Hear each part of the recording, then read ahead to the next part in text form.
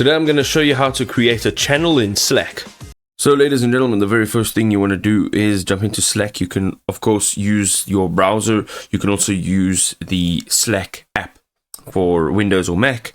On the left hand side you will see channels. Now if you hover your cursor over channels, you'll see the plus icon. Click on the plus icon, give your channel a name, marketing team.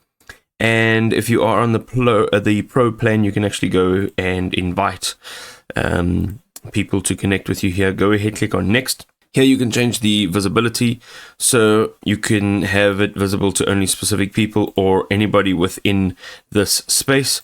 Go ahead and click on create. Now you can go and invite people via email, and then you can also toggle this on, so when new people join your workspace, you can automatically have them added to this channel. Go ahead and add your members, and you'll have your channel over here on the left hand side.